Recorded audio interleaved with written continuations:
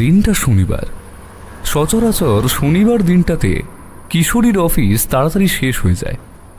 সাধারণত শনিবারে কিশোরী বিকেল 4টে বাজার আগেই অফিস থেকে বেরিয়ে পড়ে, কিন্তু কিশোরীর আজ অফিস থেকে বেরোতে একটু বেশি দেরি হয়ে গেছে। বাস স্ট্যান্ডে দাঁড়িয়ে কিশোরী বারবার তার হাতে থাকা ঘড়িটার দিকে তাকিয়ে সময় দেখে আর মুখে বিরক্তসূচক আওয়াজ করে বলে, উফ, কি বিরক্তিকর! দূর বাবা, কতটা দেরি হয়ে গেল আজ অফিস থেকে বেরোতে। এখনো পর্যন্ত বাস পাইনি। বাস পাবো কি করে? সন্ধ্যে 6:50 একটা বাস থাকে, তারপর যে কখন আসে কে জানে। এখন আবার 7:35 বেজে গেল। ঘরে ঢুকতে ঢুকতে যার কত দেরি হবে তা শুধু ঈশ্বরই জানেন। তার উপরে আবার ছাতাটাকেও আনতে ভুলে গেছি। আকাশের যে অবস্থা মোটে ভালো ঠেকছে না। বৃষ্টি নামলে পুরো ভিজে যাব হয়ে যাব। কিশোরীর ঠিক পিছনে দাঁড়িয়ে থাকা এক ভদ্রলোক কিশোরীর কথাগুলো শুনে বলে উঠলেন, দুর্গাপুজোর ছুটির পরে অফিস খুললে এমনই তো হবে কিশোরী বাবু। একটু হেসে তারপর বললেন, কি হয়েছে কিশোরী সেন, আজ এত মেজাজটা খারাপ কেন? বলি, এই বয়সে এত রাগ করলে আমার বয়সে আসলে কি করবে তুমি? কিশোরী আগন্তুকের আওয়াজটা শুনে প্রথমটা চমকে গিয়ে পরে স্বাভাবিক হয়ে বলে, আরে বিনয়দা, আপনি আজ এখনো বাড়ি যাননি? ও, খুব চাপ ছিল বুঝি?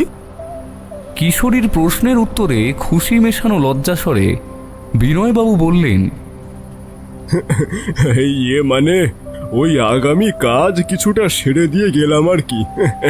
তাই আজ একটু দেরি হয়ে গেল বুঝলে। কাজ করতে করতে আসলে সময়ের কোনো হুঁশই ছিল না গো। আসলে কাল থেকে আমি ছুটি নিয়েছি ওই দিন দশেকের জন্য। আমার শ্বশুর বাড়ি যাব বুঝলে, তাই একটু বেশি করে কাজটা করে দিয়ে গেলাম আজ। কিশোরীর বাস আসতে দেরি হওয়ার জন্য মনে মনে বিন্দুমাত্র কথা বলার তার ইচ্ছে ছিল না।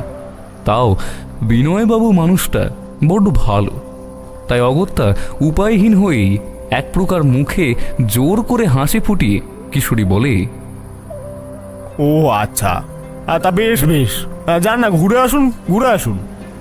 বিনয়বাবু বড় আলাপী মানুষ। সে উজ্জ্বল দৃষ্টিতে নিজের মনের উৎসাহকে কোনো মতে নিজের মধ্যে আটকে হাসি মুখে বলে, কি হে, বলি জানতে চাইলে না তো যে পুজোর ছুটিতে না গিয়ে হঠাৎ এখন অফিস কামাই করে কেন যাচ্ছি শ্বশুর বাড়ি? হ্যাঁ? কিশোরী মনে মনে প্রমাদ গুনল।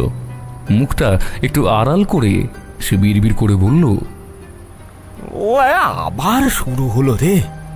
এইবার আমার কানটা আর খেয়ে নেবে পুরো। হে ভগবান, তুমি তাড়াতাড়ি একটা বাস পাঠিয়ে দাও। তোমায় আমি নরম পাকের সন্দেশ দিয়ে পুজো দেব।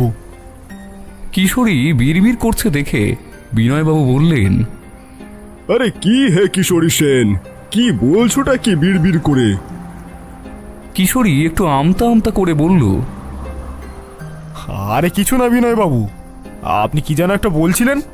এই কি কি কেন যেন শ্বশুর বাড়িতে যাবেন আপনি? ও কি আর বলি, আসলে আমার শ্যালক এক বড় চায়ের কোম্পানিতে কাজ করে বুঝলে। তাই কিছু কাজের জন্য তাকে দার্জিলিংয়ে যেতে হবে। তাই আর কি সে বলল যে আমাদেরকেও তার সঙ্গে যেতে।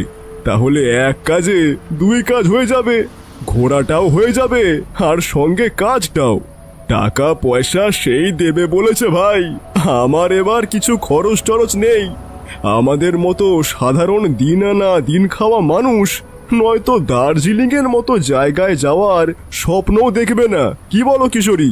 আরে বলো বলো ভাইয়া, ব্যাপারটা কেমন ঠেকলো তোমার?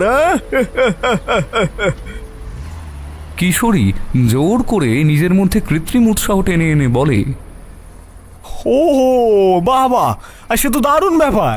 যান, ঘুরে আসুন ঘুরে আসুন। আর এসব বলবেন কি দেখলেন আর কেমন ঘুরলেন সেটাও জানাবেন। কথা শেষ করে কিশোরী নিজের হাত ঘড়িটার দিকে তাকাতেই বিনয়বাবু বললেন, এই কিশোরী, বলছি কটা বাজে গো? আজ আমি তাড়াহুড়োর চক্করে ওই ঘড়িখানায় পড়ে আসতে ভুলে গিয়েছি। কিশোরী বলে, ফোনে হাটটা বাজে বিনয়দা। বিনয়বাবু কটা বাজে শুনে চমকে গিয়ে বলেন, হ্যাঁ, এই রে, সে তো অনেক দেরি হয়ে গেল গো। কাল ভোরবেলায় বেরোতে হবে। না না না না না, আর বাসের জন্য অপেক্ষা করলে চলবে না বাপু। আচ্ছা বলছি, তোমার ওই মেস, ওটা তো আমার বাড়ি থেকে আগেই পড়ে, তাই না? কিশোরী বাড়তি কথা না বলে শুধু হুম বলে চুপ করে রাস্তার দিকে তাকিয়ে রইল। বিনয়বাবু আবার বললেন, ঠিক আছে ঠিক আছে, তুমি তাহলে আমার সঙ্গে চলো। আমি তোমায় তোমার মেসের সামনে নামিয়ে দিয়ে বাড়ি চলে যাব, কেমন? কিশোরী কিছুই বুঝতে না পেরে কিছু একটা বলতেই যাবে, এমন সময় বিনয়বাবু রাস্তার ওই পারে দাঁড়িয়ে থাকা একটা হলুদ ট্যাক্সির দিকে উদ্দেশ্য করে নিজের ডান হাত শূন্যে তুলে দিয়ে বলেন, এই ট্যাক্সি যাবে নাকি ভাই? বিনয়বাবু ট্যাক্সিকে আওয়াজ দিতেই ট্যাক্সি ড্রাইভার তার হলুদ ট্যাক্সি নিয়ে এসে বিনয়বাবুর সামনে দাঁড়ায়। তারপর দুই পক্ষের মধ্যে কথোপকথন হয়, কোথায় যেতে হবে আর কত টাকা ভাড়া সেই নিয়ে।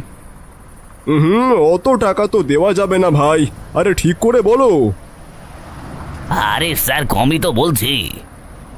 ট্যাক্সি ড্রাইভার আর বিনয়বাবুর মাঝের কথা শেষ হতেই বিনয়বাবু কিশোরীকে বলেন, এই কিশোরী, বলি ঝটপট উঠে এসো ভাই, অনেক দেরি হয়ে গিয়েছে।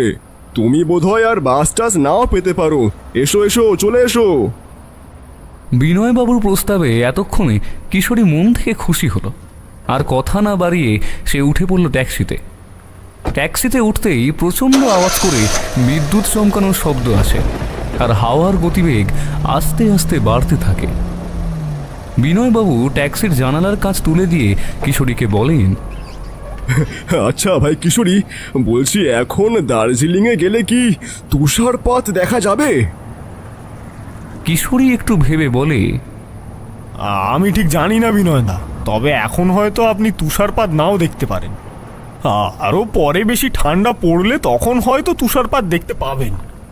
কিশোরীর কথায় বিনয়বাবু একটু হতাশ হয়ে বলেন, ও ঠিক আছে, দেখা যাক কি দেখতে পাই। আচ্ছা, তোমাকে একটা কথা বলতে পারি কিশোরী? কিশোরী মাথা নেড়ে সম্মতি জানালো। কিশোরীর সম্মতি পেয়ে বিনয়বাবু বললেন, কিশোরী ভাই, জানো তো, ওই কিছুদিন আগে আমার ছেলেটার বায়নায় কাল দুপুরের 3টে ওই রেসের মাঠের টিকিট কিনেছিলাম, আর হঠাৎ করে রাতেই ঠিক হয়ে যায় দার্জিলিং যাওয়ার। টিকিটটা দিন 10 পর হলে কোনো চিন্তাই ছিল না, কিন্তু টিকিটটা ভায়া কালকেরই। তাই এখন ভাবছি ওই টিকিটগুলোর কি করব। কিশোরীর রেসের মাঠের ঘোড়া দৌড় দেখার ইচ্ছে ছিল অনেক দিনের। সে বিনয়বাবুকে বলল, তাহলে এবার কি করবেন ওই টিকিটগুলোর? বিনয়বাবু একটু নিজের গলার আওয়াজ নামিয়ে বললেন, বলছি যে তুমি নেবে ভাই টিকিটগুলো? আসলে অনেকগুলো টাকা দিয়ে কিনেছি তো, তাই সম্পূর্ণ বিনামূল্যে তো দিতে পারবো না, কিন্তু তুমি নিলে তোমাকে অর্ধেক মূল্যে দিয়ে দেব। হ্যাঁ কিশোরী, বলছি তুমি কি নেবে টিকিটগুলো? কিশোরী যেন আনন্দে আত্মহারা হয়ে যায়, কিন্তু অপরদিকে এমন বাড়তি মূল্যের বাজারে এমন বিলাসিতা করার কথা সে ভাবতেও পারে না। তবে এত ভালো সুযোগ কি সে হাতছাড়া করে দেবে, নাকি কিনে নেবে টিকিটগুলো, সেটাই ভাবতে থাকে। তারপর কিশোরী নিজের অফিসের ব্যাগটা সিটের থেকে নিয়ে নিজের কোলে রেখে বলে, আর ঠিক আছে বিনয়দা, আমি টিকিটগুলো নিয়ে নেব। বেশ বেশ বেশ, এই নাও, এই নাও তোমার টিকিট ভায়া। আরে আমি এগুলো সারাদিন সঙ্গে করে নিয়ে ঘুরছিলাম গো। টিকিট 3টে হাতে নিয়ে কিশোরী দেখে টিকিটগুলো পরের দিনে দুপুরে, মানে রবিবার দুপুর 3টের। টিকিট দেখে কিশোরী বিনয়বাবুকে বলে, তা আপনাকে কত টাকা যেন দিতে হবে বলছিলেন?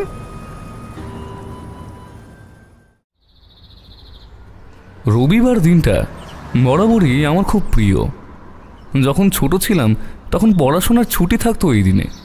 সারাদিন মাঠে খেলা করে দুপুরে মন পছন্দ খাবার খেয়ে ঠাকুমার কাছে কত ধরনের গল্প শুনতাম। গল্প শুনতে আমার বরাবরই খুব ভালো লাগে। তাই জন্যই তো রবিবার হলেই গল্পের লোভে ঝড় বৃষ্টি মাথায় করে ছুটে যায় মঠ লেনে তারানাথ তান্ত্রিকের বাড়িতে। সকাল তখন 9টা হবে। আমি আমাদের বসার ঘরে বসে সকালের প্রাতরাশ সারছি, এমন সময় অপ্রত্যাশিতভাবে দরজায় কড়া নাড়ার শব্দে এই গিন্নি রান্নাঘর থেকে উচ্চস্বরে বলে, হ্যাঁ দেখছি। গিন্নির কথার 10-12 সেকেন্ড পর খুট করে দরজা খোলার শব্দ হলো। তারপরে শুনতে পেলাম সেই চেনা স্বর। কিশোরী এসেছে। কিশোরী ঘরে ঢুকতে ঢুকতেই বলে, আরে তাড়াতাড়ি খাওয়াটা শেষ করে ওঠো। আরে ভাই বিভূতি, তাড়াতাড়ি করে নাও, বুঝলে? আমি কিশোরীর কথার মাথা মুন্ডু কিছুই বুঝতে পারলাম না। আমি বললাম, আরে কিশোরী কি হয়েছে সেটা তো আগে বলো। এই বসো তুমি, আমি গিন্নিকে চা আনতে বলছি। ইতিমধ্যে আমার চা খাওয়া শেষ হয়ে গিয়েছে। কিশোরী আমার হাত ধরে টেনে আমায় দাঁড় করিয়ে বলে, আরে ওসবের এখন কোনোই দরকার নেই ভায়া। বৌঠান আমায় আগেই জিজ্ঞাসা করেছিলেন চায়ের কথা, বুঝেছো? আমি তাকে মানা করে দিয়েছি। তুমি ঝটপট এখন তৈরি হয়ে নাও, তারপরে ঠাকুর মশাইয়ের বাড়িতে তো যেতে হবে নাকি?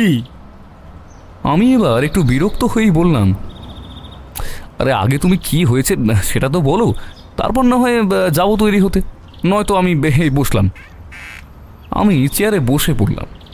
আমার কথায় কিশোরী আমার হাত ছেড়ে পাশে থাকা চেয়ারে বসে বলে, এই কাল অফিস থেকে আবার ফেরার সময় না, আমার একটা অফিসের কালিগ আমাকে আজ দুপুরবেলা রেসের মাঠের টিকিট দিয়েছে, আর 3টে টিকিট আছে। তাই তো বলছি তাড়াতাড়ি তৈরি হও, বুঝেছো? আবার ঠাকুর মশাইয়ের বাড়ি যেতে হবে, সেখান থেকে তাকেও তো নিয়ে যেতে হবে নাকি? দুপুর 3টের সময় রেসটা শুরু হয়ে যাবে, আর তার থেকে কিছু সময় তো আগে যেতে হবে, নাহলে জায়গা পাবে কি করে? কিশোরীর কথা শুনে আমি খুব খুশি হয়ে বললাম, বাহ, সে তো দারুণ ব্যাপার ভাই। তা তুমি কত টাকা দিয়ে কিনলে টিকিট? কিশোরী মুখে একটা বিরক্তি প্রকাশ করে বলে, ও সে যাই দিয়ে কিনি, তুমি যাও তো তৈরি হয়ে নাও। 9:30 বাজে, আমরা দুপুরের খাবার রাস্তায় কিনে নেব, বুঝেছো? আমি আর কথা না বাড়িয়ে গিন্নিকে সবটা বলে তৈরি হয়ে হাতে একটা ছাতা নিয়ে রওনা হলাম ঠাকুর মশাইয়ের বাড়ির উদ্দেশ্যে। ঠাকুর মশাইয়ের বাড়ির সামনে পৌঁছে হাত ঘড়ির দিকে তাকিয়ে দেখলাম সময় তখন 11টা প্রায়। পুজোর পর এই প্রথম আমরা ঠাকুর মশাইয়ের বাড়িতে এসেছি, তাই বিজয়ার জন্য এখনই মোহনভোগ নিয়ে এসেছি। কিশোরী দরজায় দুবার কড়া নাড়ল। বাড়ির ভিতর থেকে ঠাকুর মশাইয়ের মেয়ে চারির আওয়াজ শুনতে পেলাম। সে বলল, আসছি। মিনিট খানেকের মধ্যেই দরজা খোলার আওয়াজ হলো। দরজা খুলে এই সময় আমাদের দুই বন্ধুকে দরজায় রেখে ছোট চারি বলে উঠল, আরে কাকা বাবুরা যে, তা এই সময় এলেন? সব ঠিক আছে তো বাড়িতে? চারির কথা শুনে কিশোরী বলল, হ্যাঁ মাচারি, সব কিছু ঠিক আছে। তুমি ভালো আছো তো এখন? হ্যাঁ কাকা বাবু, আমি ঠিক আছি। আপনারা ভিতরে আসুন। এই বলে চারি দরজার সামনে থেকে সরে গিয়ে আমাদের ভেতরে ঢোকার জন্য জায়গা করে দিল। আমরা ভেতরে আসতেই সে আমাদের পা ছুঁয়ে প্রণাম করে বিজয়া জানালো। শুভ বিজয়া কাকা বাবু। আমরাও তার মাথায় হাত দিয়ে মন ভরে আশীর্বাদ করলাম। আশীর্বাদ করেই খুব বড় হও মা। সব সময় ভালো থেকো, এই সুস্থ থেকো। আমি ভেতরে ঢুকে বললাম, ও হ্যাঁ চারিমা, এই নাও, এই মিষ্টিটা ঘরে গিয়ে রেখে দাও, আর এই নাও তোমার পুতুলের জন্য লাল লেস। আচ্ছা বলছি, ঠাকুর মশাই কি করছেন এখন? কেউ কি আজ হাতটা দেখাতে এসেছেন নাকি? চারি আমার হাতে থাকা লাল লেসটা দেখে খুবই খুশি হয়ে গেল। আমার হাত থেকে মিষ্টির হাঁড়ি আর পুতুলের লেসটা নিয়ে বলল, আপনারা বৈঠকখানায় গিয়ে বসুন, আমি চা নিয়ে আসছি। আজকেও আসেনি কাকাবাবু হাত দেখাতে। বাবা পুজো করছেন, তিনি পুজো সেরে বৈঠকখানায় চলে যাবেন। আমি তাকে এখনই জানিয়ে দিচ্ছি যে আপনারা এসেছেন। এই বলে চারি ভিতরে চলে গেল। আমি আর কিশোরী অগত্যা ঠাকুরমশাইয়ের বৈঠকখানায় বসে ঠাকুরমশাইয়ের অপেক্ষা করতে লাগলাম। চারি এসে 2 কাপ চা আর 1 বাটি নারকেলের নাড়ু দিয়ে গেল আমাদের। ঠাকুরমশাইয়ের পুজো সেরে ঘরে আসতে বেশ অনেকটাই সময় লেগে যায়। ঘড়িতে তখন 12:30 বাজে। কিশোরী কিছুক্ষণ পর পর একটা করে নাড়ু মুখে দিচ্ছে আর তার হাতটা ঘড়ির দিকে তাকিয়ে ঘড়ির ডায়ালের উপর নিজের তর্জনী দিয়ে ঠকঠক করে আওয়াজ করছে।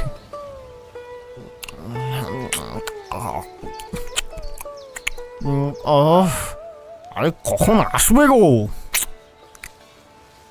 এমন সময় কখন যে ঠাকুরমশাই ঘরে এসেছেন তা আমরা খেয়াল করিনি। কিশোরীর অন্যমনস্কতা দেখে ঠাকুরমশাই বললেন, কি হে কিশোরী, ঘড়ির কাঁচটা এবার ভাঙবে নাকি? আজ হঠাৎ এই সময় তোমরা এখানে যে? কিশোরী উত্তেজিত হয়ে বলল, আরে ঠাকুরমশাই, হ্যাঁ আমরা তো আপনার জন্য অপেক্ষা করছিলাম এতক্ষণ ধরে। ঠাকুরমশাই কিশোরীর হাতে প্রসাদের ফল দিতে দিতে বললেন, হঠাৎ আজ অবেলায় এই বুড়ো লোকটার অপেক্ষা কেন করছিলে? হাত দেখাবে নাকি কুষ্টি বিচার করবে? হ্যাঁ, এই বলে ঠাকুরমশাই হাসতে হাসতে আমার সামনে এসে দাঁড়ালেন আমায় প্রসাদ দেওয়ার জন্য। তখনই কিশোরী তার পাঞ্জাবির পকেট থেকে রেসের মাঠের টিকিটগুলো বের করে ঠাকুরমশাইয়ের দিকে সেগুলো এগিয়ে দিয়ে বলল, আরে এই দেখুন, এই জন্যই তো এত তাড়াতাড়ি এসেছি। কাল আমার অফিসের একজনের থেকে এটাকে কিনেছি। ঠাকুরমশাই, আপনি তাড়াতাড়ি তৈরি হয়ে নিন, আমরা সবাই যাব ঘোড়ার দৌড় দেখতে। কিশোরীর কথা যেন ঠাকুরমশাইয়ের কান পর্যন্ত পৌঁছলই না। আমি প্রসাদ নেওয়ার জন্য হাত বাড়িয়ে রেখেছি, কিন্তু তিনি আমায় প্রসাদ দেওয়ার বদলে নিষ্পলক শূন্য দৃষ্টিতে একভাবে তাকিয়ে রইলেন আমার দিকে। ঠাকুরমশাইয়ের এমন চাহনিতে আমার একটু অস্বস্তি হচ্ছিল বটে। আমি কয়েক মিনিট ব্যাপারটা দেখে বললাম, ঠাকুরমশাই, আপনি ঠিক আছেন? ঠাকুরমশাই যেন আমার কথায় সম্বিত ফিরে পেলেন। তিনি আমার হাতে ফল প্রসাদ দিয়ে নিজে তক্ত বসে নিজের স্বস্থানে বসে গম্ভীর গলায় বললেন, বিভূতি, তুমি বাড়ি যাও, আজ আর কোথাও যেও না। বাড়িতে তোমার দরকার পড়তে পারে। এই বলে ঠাকুরমশাই চোখ বুজে রইলেন। আমরা এতদিনে ঠাকুরমশাইয়ের অনেক আশ্চর্যকর ঘটনার কথা শুনেছি, আবার অনেক সময় কিছু কিছু ঘটনার প্রত্যক্ষ সাক্ষীও হয়েছি। তাই ঠাকুরমশাইয়ের কথা অবিশ্বাস করতে মন চাইল না। আমার মুখ শুকনো হয়ে গেছে দেখে কিশোরী বলল, আর কেন ঠাকুরমশাই, আপনি কি আমাদের সাথে মাঠে যাবেন না? আমি এত আশা করে টিকিটগুলো নিলাম, আর আপনি নিজে তক্ত বসে বসে বিভূতিকে বাড়ি চলে যেতে বলছেন। তাহলে কি আমি একাই যাব নাকি? ঠাকুরমশাই আগের মতোই চোখ বন্ধ রেখে বললেন, না কিশোরী, তুমিও যেও না। তুমি বিভূতির সাথে ওর বাড়ি যাও, সেখানে তোমারও দরকার হতে পারে। ঘোড়া দৌড় না হয় অন্যদিন দেখতে যেও, এখন তোমরা ওঠো, বুঝলে? সময় বড্ড দামি। ঠাকুরমশাইয়ের কথা শুনে আমার বুকের ভেতরটা ধুকধুক করতে লেগেছে। ততক্ষণে আমার কপালে তখন বিন্দু বিন্দু ঘাম জড়ো হয়েছে। আমি ভয়ে ভয়ে ঠাকুরমশাইকে জিজ্ঞেস করলাম, আপনি কি কোনো বিপদের আশঙ্কা করছেন ঠাকুরমশাই? ঠাকুরমশাই একটু হেসে বললেন, বাড়ি যাও, পরদিন রাবড়ি নিয়ে এসো, অনেকদিন খাইনি, আর সাথে 1 প্যাকেট বাসিংস।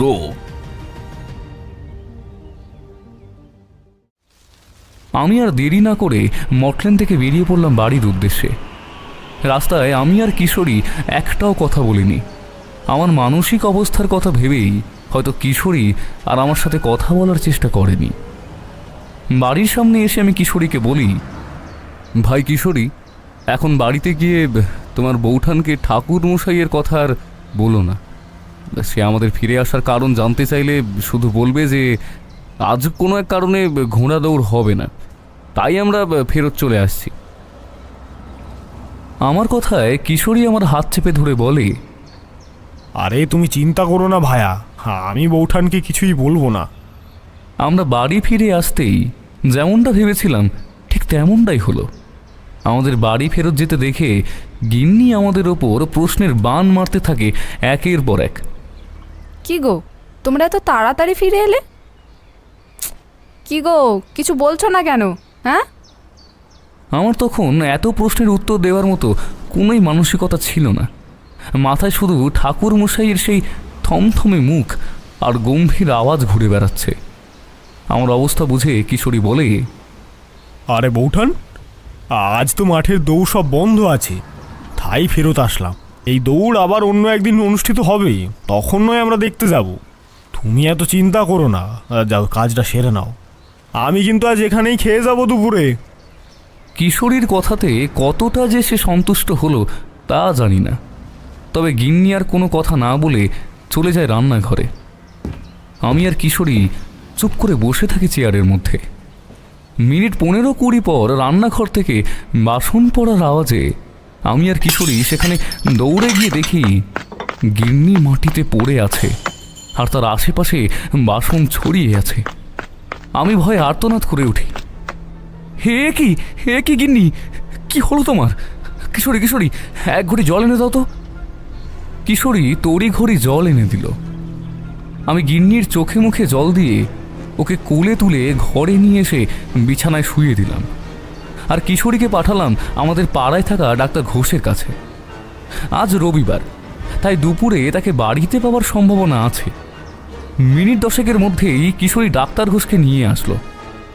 ডাক্তার ভালো করে গিন্নিকে পরীক্ষণ করে উঠে দাঁড়াতেই আমি বললাম, ডাক্তারবাবু, বলছি আমার স্ত্রীর কি হয়েছে? ডাক্তার ঘোষ হাসতে হাসতে বললেন, আরে বিভূতি, এত ভয় পাচ্ছ কেন? তোমার স্ত্রী একদম সুস্থ আছে, আর সাথে সুখবরও আছে, তুমি বাবা হতে চলেছ। যাও যাও, সবাইকে মিষ্টি খাওয়াও। এই বলে ডাক্তার ঘোষ গিন্নিকে কিছু ওষুধ খাওয়ানোর জন্য বলে চলে গেলেন। আমি চিন্তামুক্ত হলাম। ঠিক যেন প্রচণ্ড জ্বরের পর ঘাম দিয়ে জ্বর ছেড়ে গেলে যেমনটা মনে হয়, ঠিক তেমন স্বস্তির নিঃশ্বাস ফেললাম আমি। আমায় চুপ দেখে কিশোরী বলল, ভাগ্যিস ঠাকুরমশাই আমাদের বাড়িতে থাকতে বলেছিলেন, না হলে যে একটা বিপদ হয়ে যেতে পারত। যাক, ঠাকুরমশাইয়ের দয়াতে কিন্তু সবকিছু ঠিক আছে এখন। আর এই ব্যাপারে ঠাকুরমশাই আগে থেকেই বুঝতে পেরেছিলেন, সেই জন্যই তো বললেন যে পরের দিন বাড়িতে রাবড়ি আনবে। সত্যিই মানুষটা ধন্বন্তরী। আমার তখন ঠাকুরমশাইয়ের প্রতি ভক্তিতে আর শ্রদ্ধায় চোখে জল এসে পড়ে। আমি চুপ থেকে শুধু কিশোরীর কথায় মাথা নাড়লাম। কিছু সময় পর গিন্নির জ্ঞান ফিরে আসে।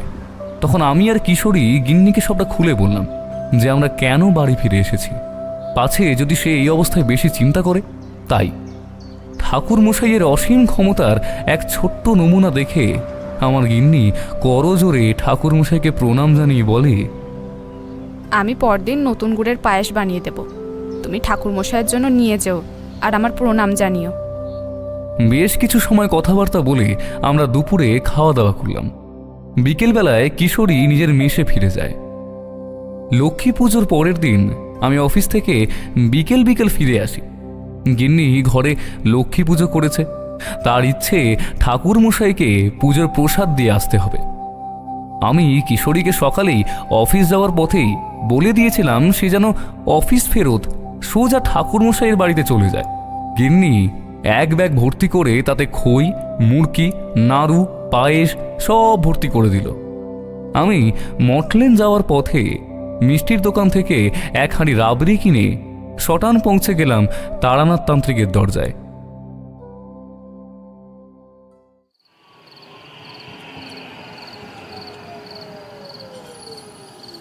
দরজায় টোকা দিতেই দেখি দরজাটা খুলে গেল।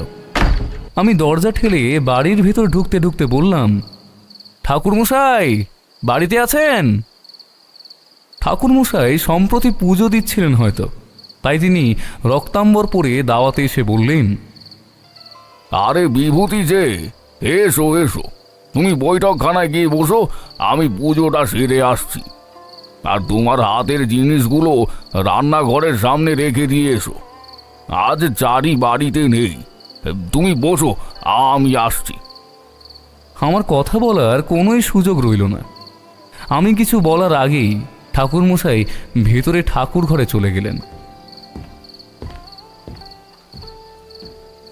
আমি ঠাকুরমশাইয়ের কথা মতোই হাতের জিনিসগুলো রান্নাঘরের মধ্যে রেখে বৈঠকখানায় গিয়ে বসতেই জানলা দিয়ে দেখতে পেলাম আকাশটা বেশ মেঘাচ্ছন্ন হয়ে পড়েছে।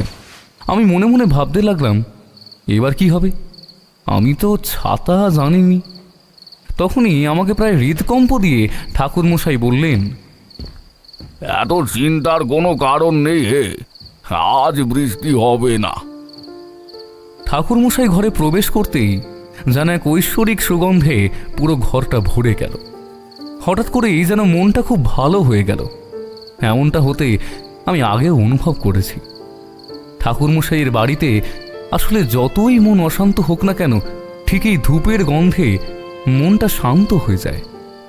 এই ঘরের ভিতরের পরিবেশের সাথে যেন এই গন্ধ অতপ্রতভাবে জড়িয়ে রয়েছে।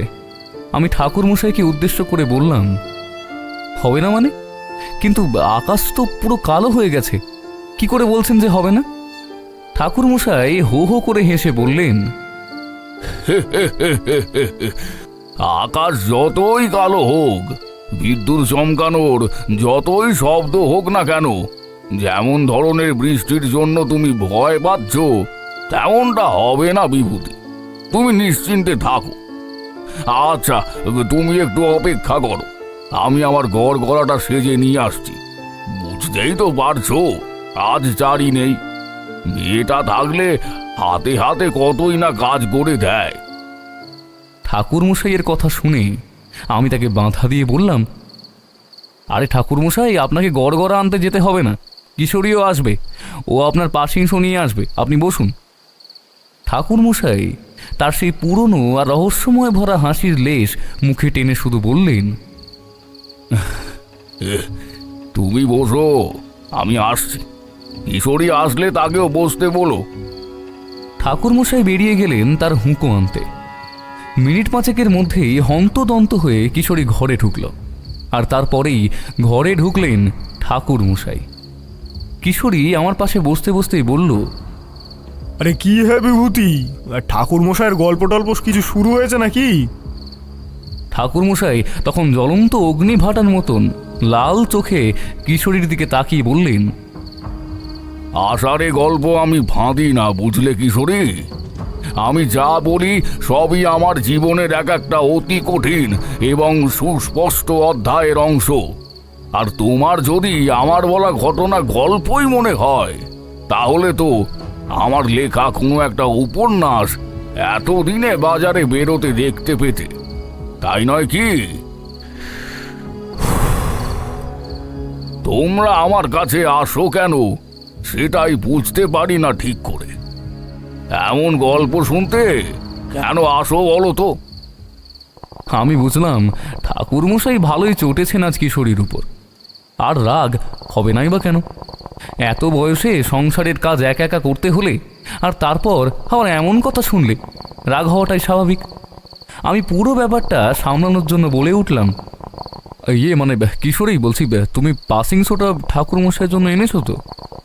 কিশোরী নিজের হাত মাথায় তুলে দাঁত দিয়ে জিভ কেটে বলে, যা, একদম ভুলে গেছি ভাই। ট্রাম থেকে নেমে গলির ভিতর পা রেখেছি, এমন সময় একটা কালো কুকুর কোত্থেকে কে জানে এসে আমার আগে পিছে ঘুরঘুর করতে থাকছিল। কিছুতেই আমাকে এগোতে দিচ্ছিল না। খুব রাগে উঠে গিয়ে কুকুরটার উপরে খুব রাগ উঠে গেছিল ওই কুকুরটার উপর। তারপর অনেক কষ্টে ওই কুকুরটাকে এড়িয়ে অন্য গলি দিয়ে আসতে হলো। পাসিং শোয়ের কথা একদম ভুলে গেছি। আমি কিশোরীর কথা শুনে হতবাক হয়ে গেলাম। কিশোরী যে আজ সিগারেট আনতে পারবে না সেটা ঠাকুরমশাই আগে থেকেই নিশ্চয় জেনে গিয়েছিলেন, তাই তিনি তার গড়গড়াটা নিয়ে এসে বসলেন। এখন আমি আর ঠাকুরমশাইয়ের এমন আগে থেকে সবটা জেনে যাওয়ার ব্যাপারটা দেখে আগের মতো আশ্চর্য হই না। ঘটনাগুলো কেমন যেন গা সওয়া হয়ে গেছে। তবে কিশোরী এখনো মাঝে মাঝে ঠাকুরমশাইকে রাগিয়ে দেয়। কিশোরীর কথা শুনে ঠাকুরমশাই গর্বের সাথে তার গড়গড়াতে বার তিনেক টান দিয়ে মুখ থেকে গোলাকৃতি ধোঁয়া ছেড়ে বললেন, আজ ওই কুকুরটা যদি তোমায় জ্বালাতন না করতো তাহলে তুমি এখন হাসপাতালে থাকতে কিশোরী। ঠাকুরমশাইয়ের কথা শুনে আমি আর কিশোরী বিস্ময়ের সাথে দুজনেই একসাথে বলে উঠলাম, মানে? মানে আমাদের বিস্ময়ের রেশ কাটিয়ে ঠাকুরমশাই বললেন, মানে কিছুই না। আচ্ছা কিশোরী, তুমি আমার বাড়িতে ঢোকার আগে ওই কল পাড়ে লোকের জটলা দেখোনি? কিশোরী বাধ্য বাচ্চার মতন ঠাকুরমশাইয়ের কথার উত্তর দিয়ে বলে, হ্যাঁ ঠাকুর মশাই, তা দেখছি বই কি। ঠাকুরমশাই আরও বললেন, সেখানে ভালো করে কান দিয়ে শুনলে জানতে পারতে। তারা বলছিল গলির মোড়ে একটা লোকের মাথায় আচমকা এক বাড়ির ছাদের থেকে ফুলের টব পড়ে তার মাথা ফেটে যায়। তাকে ডাক্তারের কাছে নিয়ে যাওয়া হয়েছে। ঘটনাটা ওই 5 মিনিটের অন্তরেই ঘটেছে। কিশোরী, তখন ওই কুকুরটা যদি পথ আটকে দেরি না করাতো আর অন্য পথে এখানে আসতে বাধ্য না করতো, তাহলে তুমি থাকতে আজ ওই লোকটার জায়গায়। তোমার কপাল জোরে তুমি বেঁচে গেলে। ঠাকুরমশাইয়ের কথায় আমরা স্তব্ধ হয়ে রইলাম। আমরা এইটুকু জানি যে ঠাকুরমশাই কখনো মিথ্যে অথবা অযাচিত কথা বলে নিজেকে মহান বানাতে চেষ্টাও করেন না।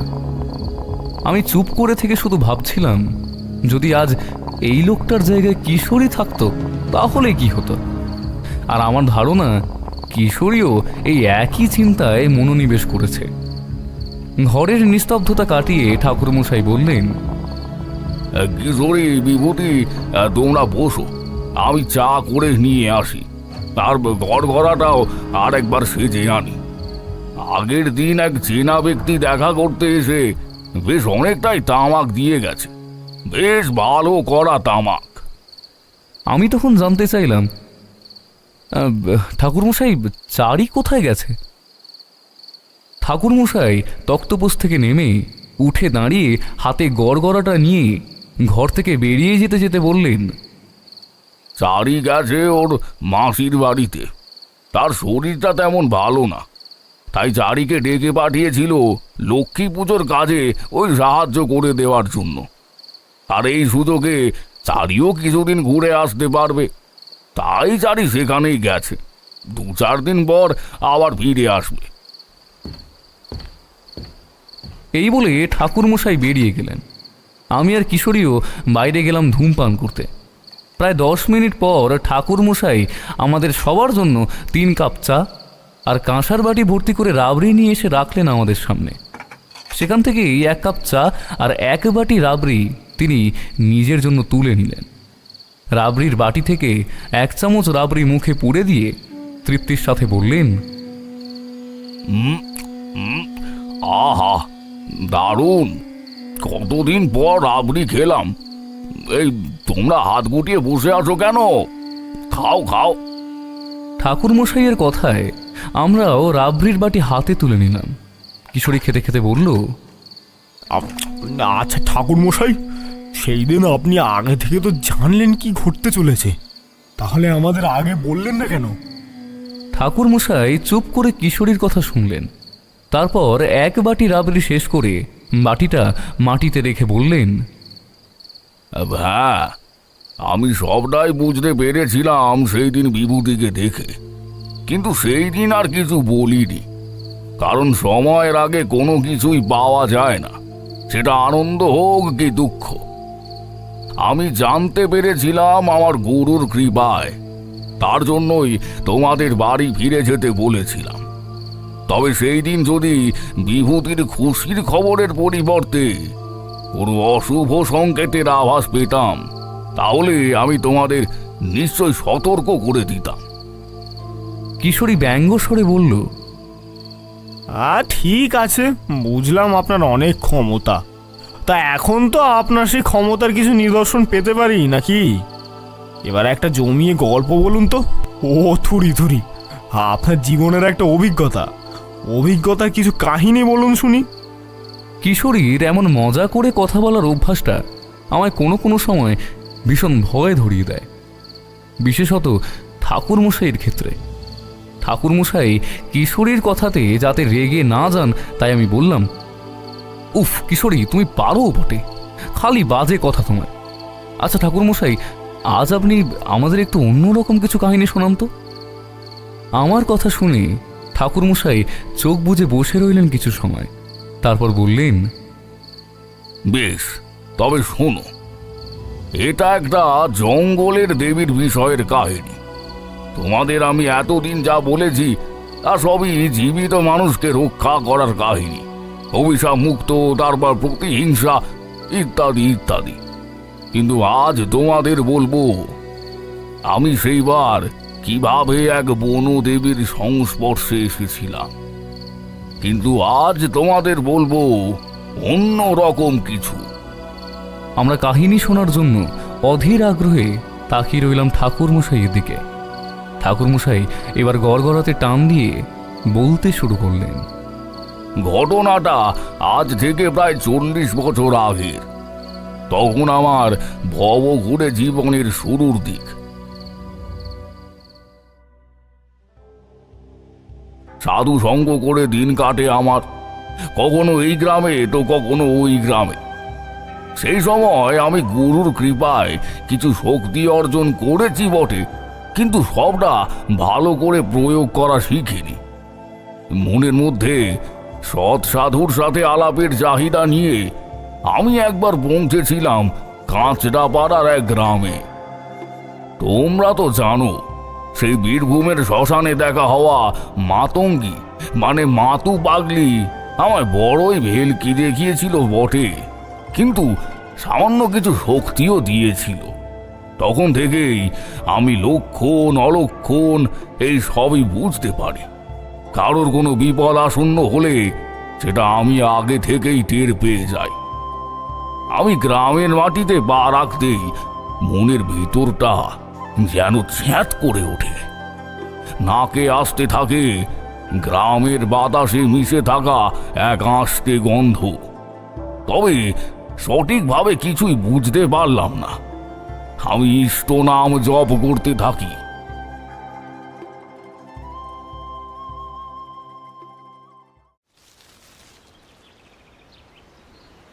বৈশাখ মাস, সূর্যের তেজে গ্রামের পথ উত্তপ্ত হয়ে রয়েছে। পুকুরের জল ঘাটের তলার সিঁড়ি পর্যন্ত এসে ঠেকেছে। এতই গরম যে নিঃশ্বাস নিলেও নাক জ্বলে যাচ্ছে। আর তার উপর অনেকটা পথ গ্রামের রাস্তায় হেঁটে আমি খুব ক্লান্ত হয়ে পড়েছিলাম। আর বিকেল হয়ে এসেছিল, তাই আমি এক বিশাল আকৃতির বটগাছের তলায় বসে চোখ বন্ধ করে বিশ্রাম নিচ্ছি। এমন সময় এক বৃদ্ধ ভদ্রলোকের আওয়াজে চোখ খুলে তাকাতেই তিনি বললেন, তুমি তুমি কে বাবা? হ্যাঁ, আর এমন ভাবে গাছের তলায় বসে কি করছো? তোমায় তো কখনো এই গ্রামে আগে দেখিনি। তা কোথায় যাবে তুমি? আমি বৃদ্ধের প্রশ্নের উত্তরে বললাম, হ্যাঁ, আপনি ঠিকই বলেছেন, আমি এই গ্রামের নই। আমি আসলে পথে পথে ঘুরে ঘুরে সাধু সঙ্গ করে বেড়াই। পথ চলতে চলতেই এই গ্রামে এসে পড়েছি। আপাতত কোথাও যাওয়ার সিদ্ধান্ত নিইনি। আজ রাতটা এই গাছের তলায় কাটিয়ে কাল ভোরে আবার পথ চলতে শুরু করব। বৃদ্ধ ভদ্রলোক আমার কথায় হঠাৎ কেমন যেন খুশি হয়ে একটু হেসে বললেন, ও আচ্ছা আচ্ছা, সাধু সঙ্গ করো, বেশ বেশ, তা বেশ। তোমার তোমার নাম কি বাবা? বৃদ্ধের এমন খুশি হয়ে যাওয়াতে আমি অপ্রস্তুত হয়ে পড়ি। আমি তখন উঠে দাঁড়িয়ে বলি, আগে আমার নাম তারানাথ চক্রবর্তী। বৃদ্ধ লোকটি যেন হাতে চাঁদ পাওয়ার মতো খুশি হয়ে বললেন, তুমি ব্রাহ্মণ? আহা, কি সৌভাগ্য, কি সৌভাগ্য আমার! তুমি তুমি আমার থেকে বয়সে অনেক ছোট, মানে আমার ছেলের মতো। তাই তাই তোমাকে তুমি বললাম বাবা। হ্যাঁ, বলছি মানে আমার আমার একটা কথা তুমি রাখবে বাবা? আমি বিনয়ের সঙ্গে বললাম, হ্যাঁ বলুন না, পারলে নিশ্চয়ই রাখবো। বৃদ্ধ ভদ্রলোকটি আমার হাত ধরে বললেন, তুমি তুমি আজ আমার বাড়িতে চলো। আমার ঘরে দুটো অন্ন ফুটিয়ে আমাদের ব্রাহ্মণের প্রসাদ দিও। হ্যাঁ, না না বলো না কিন্তু। হ্যাঁ বাবা, তুমি চলো দয়া করে। বৃদ্ধের কথায় তাকে না বলতে ইচ্ছা করল না, আর শরীরে ক্লান্তিও ভর করেছে দারুণ। তাই অগত্যা উপায় না দেখে বললাম, ঠিক আছে, আপনি যখন বলছেন তখন আজ রাতে আপনার বাড়িতে থেকে কাল সকালে চলে যাব। আমার কথায় বৃদ্ধ তার মাথা নেড়ে সম্মতি দিয়ে আমায় পথ দেখিয়ে নিজের বাড়িতে নিয়ে গেল। বাড়িতে যেতেই তিনি কুয়ো থেকে জল তুলে আমায় হাত পা ধোয়ার জন্য দিলেন, আর ঘর থেকে পরিষ্কার গামছা এনে দিলেন। আমি হাত মুখ ধুয়ে গামছা দিয়ে ভালো করে জল মুছে নিতেই তিনি উঠানে খাটিয়া বিছিয়ে আমায় তাতে বসতে দিলেন, আর নিজে বাড়ির ভেতরে ঢুকে গেলেন, সম্ভবত কিছু খাওয়ার জিনিস আনার জন্যই। আমি খাটিয়াতে বসে এদিক ওদিক দেখছি, ঠিক তখনই সেই বৃদ্ধ ভদ্রলোক হাতে কাঁসার জামবাটি ভর্তি করে মুড়ি, বাতাসা আর এক ঘটি জল নিয়ে এসে আমার সামনে রেখে দিল। আমার জিজ্ঞাসা দৃষ্টিতে এদিক ওদিক তাকানো দেখে সেই বৃদ্ধ ভদ্রলোক হতাশা ভরা কণ্ঠে বললেন, আমার নাম নরেন্দ্র বেরা। এককালে আমার অনেক জমি জমা ছিল। আমার 3 ছেলে সেই জমি দেখাশোনা করত, ভালোই সংসার সামলাতো। আমাদের আর্থিক অবস্থা তখন অনেকই ভালো ছিল, কিন্তু এখন এতটা বলে বৃদ্ধ ধুতির খুঁট দিয়ে চোখের জল মুছতে থাকে। আমি নরেন্দ্রবাবুকে সান্ত্বনা দিয়ে বললাম, আরে নরেন্দ্রবাবু, কাঁদছেন কেন? মানুষ মাত্র এই ভালো সময় খারাপ সময় জীবনে থাকে, তবে কোনো এক সময় যে আপনাদের আর্থিক অবস্থা ভালো ছিল তা আমি আপনাদের এই বাঁধানো কুয়ো দেখেই বুঝতে পারছি। আর আপনার ছেলেরা এখন থাকে কোথায়? এই বাড়িতে আপনার সাথে আর কেউ থাকে না? তখনকার সময় কারোর বাড়িতে কুয়ো থাকাটাই অনেক বড় ব্যাপার। তার ওপর আবার নরেন্দ্রবাবুর বাড়িতে বাঁধানো কুয়ো ছিল। তখনকার সাধারণ মানুষ পুকুর অথবা নদীর জলই ব্যবহার করত নিজের দৈনন্দিন কাজের জন্য। আমার কথা শুনে নরেন্দ্রবাবু চোখের জল মুছে বললেন, কি জানি বাবা, কি জানি, হঠাৎ করে যে গ্রামে কি হলো কে জানে। কত ঘরই না উজাড় হয়ে গেল এই মাস 3 মধ্যে। আমার 3 ছেলের মধ্যে 2 ছেলে বিবাহিত ছিল। বড় ছেলের ঘরে এক মেয়েও ছিল। সব অকালে মারা গেল গো, অকালে মারা গেল।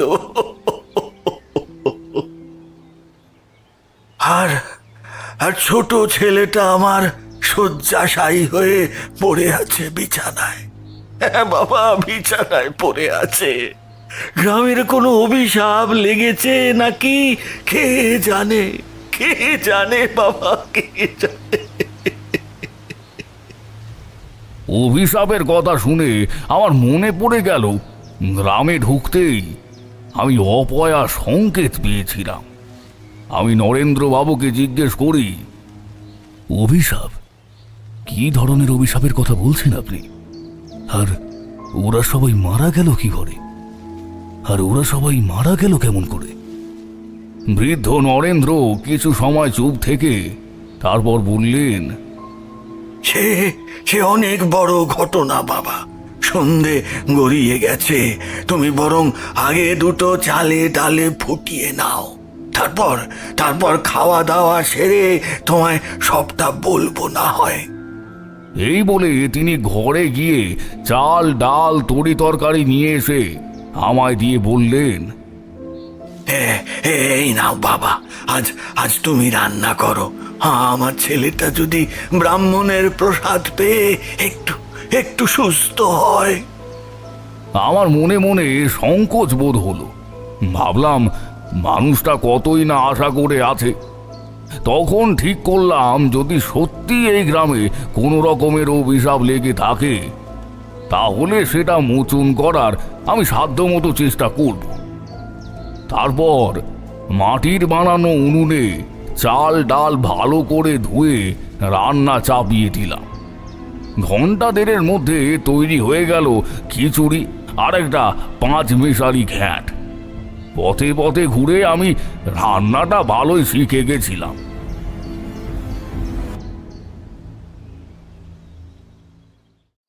খাওয়া দাওয়া সেরে রাতে খাটিয়াতে বসে আছি, তখন ঘরের বাকি কাজ সেরে এসে নরেন্দ্রবাবু বললেন, তারানাথ বাবা, তোমার তামাক চলে?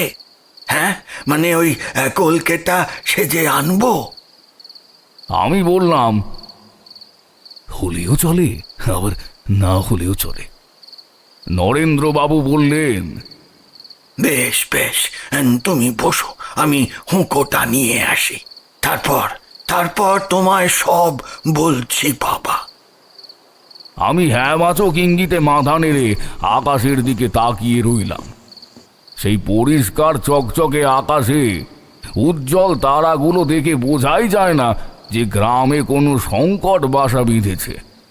তবে গ্রামের বাতাসের মধ্যে একটা অশুভ গন্ধ সব সময় নিজের অস্তিত্ব রক্ষা করে যাচ্ছে। মিনিট 5-7 মধ্যেই বৃদ্ধ ভদ্রলোক ভালো করে তামাক সেজে দুটো হুঁকো নিয়ে এসে একটা আমায় দিয়ে অপরটা নিজে নিয়ে মাটিতে বসে পড়লেন। আমি তাকে আমার পাশে খাটিয়াতে বসতে বললে তিনি বললেন, না না, তা কেমন করে হয়?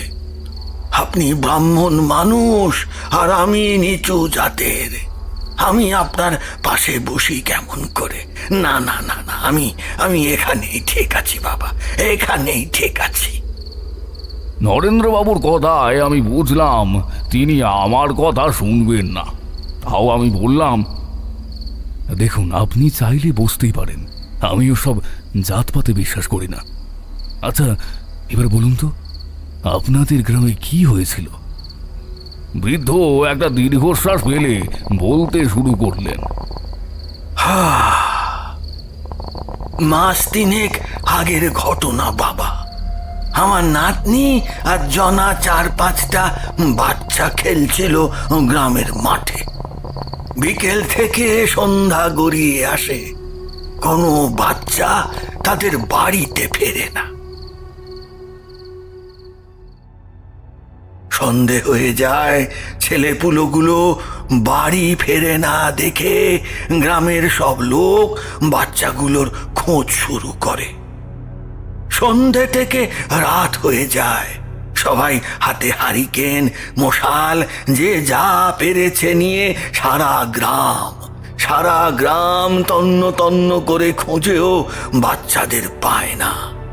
রাতে গ্রামের বাড়িতে বাড়িতে কান্নার রোল পড়ে গেল। ভোর হতেই আশ্চর্যভাবে বাচ্চাগুলোকে ওই বন্ধ পোড়ো মন্দিরের চাতালে শুয়ে থাকতে দেখা যায়। তখন গ্রামের এক চাষি ক্ষেতের জমিতে যাচ্ছিল। সেই বাচ্চাগুলোকে প্রথম দেখে, গ্রামের মানুষদের ডেকে আনে। সবাই জড়ো হয় সেই মন্দিরের কাছে।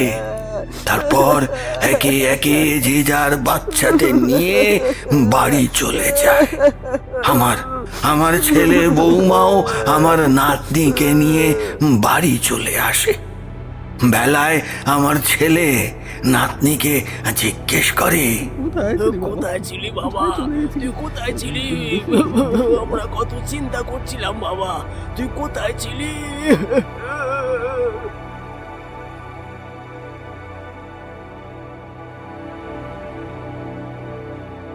বাবার প্রশ্ন মেয়ে কেমন যন্ত্রচালিতের মতো কোন রকমের অভিব্যক্তি প্রকাশ না করে বলে, আমার কিচ্ছু মনে পড়ছে না, আমি কিছু বলতে পারবো না। তারপর খুকিকে যে যাই জিজ্ঞেস করুক না কেন, সে ওই একই উত্তর দেয়।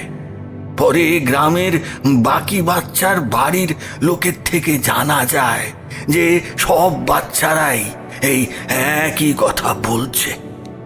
তার কিছুদিন পর খুকির আসে প্রচন্ড জ্বর, শরীর যেন পুড়ে যাচ্ছে। বৌমা দিন রাত অবিরাম খুকির মাথায় ভেজা কাপড় দিয়ে জ্বর সারানোর চেষ্টা করছে। বদ্যিমশাই দুবার এসে ওষুধ বদলে বদলে দিয়েও গেলেন, তাতেও কিছু কাজ হলো না।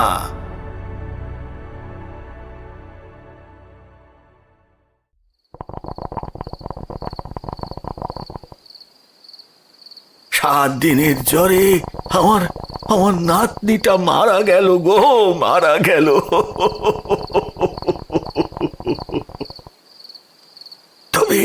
তবে আশ্চর্যের ব্যাপার হচ্ছে যে আমার নাতনির সাথে আরো যে কটা বাচ্চা প্রথমে নিখোঁজ হয়ে গেছিল আর পরে পাওয়া গেছে, তারাও সবাই পর একইভাবে মারা গেল, সব মারা গেল সব। আর তার সাথে গ্রামের আরো অনেক মানুষ মারা গেল, কেউ কলেরা হয়ে, কেউ ঝড়ের সময় মাথায় বাজ পড়ে, আবার কেউ ওই পুকুরের জলে ডুবে। আমার ছেলেরা, বৌমা সব কলেরাতেই মারা গেছে গো, কলেরাতেই। আর আমার ছোট ছেলের আজ 3 দিন ধরে জ্বর। আমি জানি সেও আর বেশি দিন বাঁচবে না, সেও আর বেশি দিন নেই। এতটা বলে নরেন্দ্রবাবু চুপ করলেন। কিছু রাত জাগা পাখি পাশের কোনো গাছে বসে ডাকছে। মাথার ওপর দিয়ে পেঁচা তার কর্কশ আওয়াজ করে উড়ে গেল। আমি সবটা শুনে বললাম, এ তো সবই দুঃখজনক ঘটনা, কিন্তু আপনি এসবের জন্য গ্রামে অভিশাপ লেগেছে কেন বললেন? বৃদ্ধ বলে, যেই মন্দিরে বাচ্চারা শুয়েছিল সেই মন্দিরের সিঁড়িতেও কেউ পা রাখে না। আজ থেকে প্রায় 50 বছর আগের কথা হবে। তখন আমি অনেক ছোট। তখন ওই মন্দিরে মা কালীর পুজো হতো। তখন ওই মন্দিরে যিনি পুরোহিত ছিলেন, তার মন্দিরের ভেতরে গায়ে আগুন লেগে যায় আর তিনি মারা যান। তারপর থেকে আরো 3 জন পুরোহিত ওই মন্দিরে পুজো দিতে গিয়ে একইভাবে মারা যান। তারপর থেকেই ওই মন্দির চিরতরে বন্ধ হয়ে গেছে। তাই আমাদের ধারণা তখনের সেই অভিশাপ হয়তো ওই বাচ্চাগুলোর জন্য আবার প্রকট হয়েছে। মন্দিরের বিষয়টা সব শুনে আমি বললাম, আচ্ছা নরেন্দ্রবাবু, আমি একটা কথা বলতে পারি যদি আপনি কিছু মনে না করেন? নরেন্দ্রবাবু আমার দিকে জিজ্ঞাসা দৃষ্টিতে তাকিয়ে বললেন, হ্যাঁ বাবা, বলো কি বলবে? আমি দৃঢ় কণ্ঠে বললাম, যদি আপনারা সবাই আমায় ওই মন্দিরে ঢোকার অনুমতি দেন, তাহলে আমি একবার চেষ্টা করে দেখতে পারি আপনাদের সমস্যা দূর করার। যদি কোনো অভিশাপ গ্রামে লেগে থাকে, তাহলে সেই মারণ অভিশাপ থেকে গ্রামকে মুক্ত করার চেষ্টা আমি করতে চাই। যদি সফল হই, তাহলে আপনার ছোট ছেলে সুস্থ হয়ে যাবে। আপনি কাল সকালে গ্রামের মানুষের সাথে পরামর্শ করে আমাকে জানাবেন। আর ততদিন কি আমি আপনার বাড়িতে আশ্রয় নিতে পারি? আমি কখনোই অকারণে সজ্জন ব্যক্তির বাড়ির অন্ন ধ্বংস করা পছন্দ করি না, কিন্তু আমি অন্য উপায় দেখতে না পেয়ে এই কথাটা বললাম। আমার কথা শুনে নরেন্দ্রবাবু উত্তেজিত হয়ে বললেন, সে তুমি যতদিন ইচ্ছে থাকো, কিন্তু ওই মন্দিরে গেলে তোমার ক্ষতি হতে পারে বাবা। আর আমি নিজের স্বার্থের জন্য কোনো ব্রাহ্মণের ক্ষতি করে পাপের ভাগীদারি হতে পারবো না। আর তুমি তুমি আমায় ক্ষমা করো বাবা, তুমি আমায় ক্ষমা করো। আমি বৃদ্ধ ভদ্রলোকের হাত ধরে বললাম, আমার কিছু হবে না, আমার ঈশ্বরের উপর পুরো ভরসা আছে। আর আমার জীবন যদি কারোর কল্যাণে লাগে, তাহলে এর থেকে বড় পুণ্যের কিছু হয়তো হবে না আমার জন্য। দয়া করে আমায় অনুমতি দিন। আমার কথা শুনে বৃদ্ধ বললেন, বেশ বেশ, কাল সকালে আমি সবার সাথে কথা বলে তোমায় জানাচ্ছি, কেমন? নরেন্দ্রবাবুর কথা শুনে আমি চুপ করে রইলাম। তিনি আমায় প্রণাম জানিয়ে ঘুমোতে চলে গেলেন। পরদিন সকালে গ্রামের লোকেরা জড়ো হলেন গ্রামের বটতলার সামনে। আমি আগে থেকেই বটতলায় বাঁধানো বেদির ওপর বসে গ্রামবাসীদের জন্য অপেক্ষা করছিলাম। একে একে সবাই উপস্থিত হওয়াতে আমি গ্রামবাসীদের বলি, নমস্কার, আমি তারানাথ চক্রবর্তী। আমি পথে ঘুরে ঘুরে ভগবানের আরাধনা করে থাকি। আর 5টা দিনের মতো কাল আমি বিকেল হওয়াতে গাছতলায় বসে বিশ্রাম নিচ্ছিলাম। এমন সময় আমার আলাপ হয় নরেন্দ্রবাবুর সাথে। তিনি আমায় তার বাড়িতে নিয়ে যান, আর তার থেকেই আমি জানতে পারি আপনাদের গ্রামের উপর আসা বিপদের কথা। আমি আপনাদের সাহায্য করতে চাই। অবশ্যই আপনাদের যদি তাতে মত থাকে তাহলেই। আমার কথা শুনে গ্রামের একজন প্রবীণ ভদ্রলোক বললেন, ঠাকুর, আমরা সত্যি অনেক কষ্টে আছি। আমাদের সমস্যা জেনে আপনি নিজে থেকে আমাদের সাহায্য করতে চাইছেন, এটা তো আমাদের সৌভাগ্য। আপনি আমাদের গ্রামের বাকি মানুষগুলোকে দয়া করে বাঁচান ঠাকুর, তাদের দয়া করে বাঁচান। এই বলে লোকটি তার মাথা নিচু করে 2 হাত জোর করে কপালে ঠেকালেন। আমি ইতস্তত হয়ে বললাম, না না, আসলে আমি বলতে চাইছিলাম যে আপনাদেরকে বাঁচানোর জন্য আমাকে গ্রামের ওই পুরো মন্দিরটায় যেতে হবে। একটা যজ্ঞ করতে হবে দেবীর। তাই জন্যই আপনাদের অনুমতি চাইছি। আমার কথা শুনে যেন লোকগুলোর মাথায় বাজ পড়ল। ভিড়ের মধ্যে গুঞ্জন শুরু হয়ে গেল আমার মন্দিরের ভিতরে যাওয়া নিয়ে।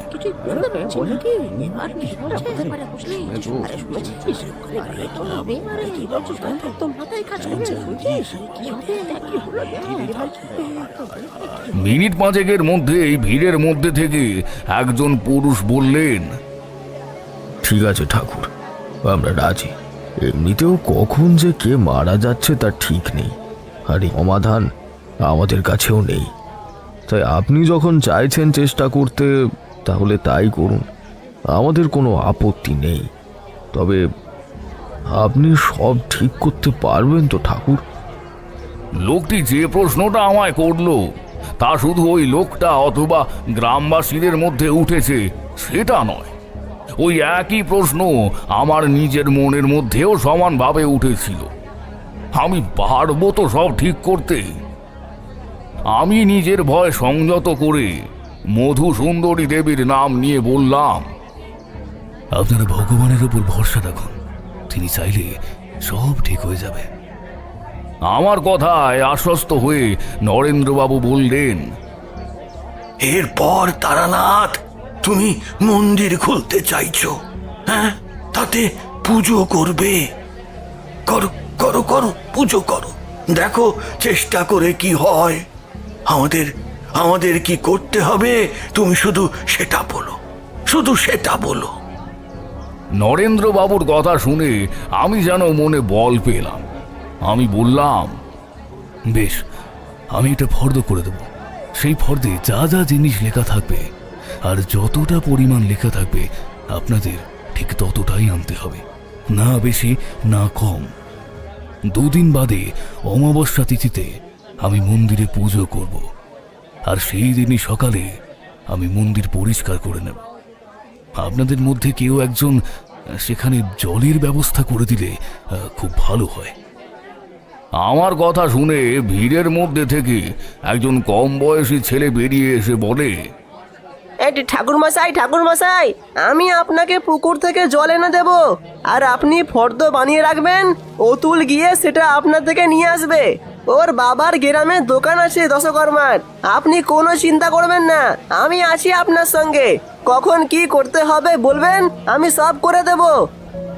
আমি ছেলেটির মাথায় হাত রেখে তাকে আশীর্বাদ করে ফেরত চলে আসলাম নরেন্দ্র বাবুর বাড়িতে।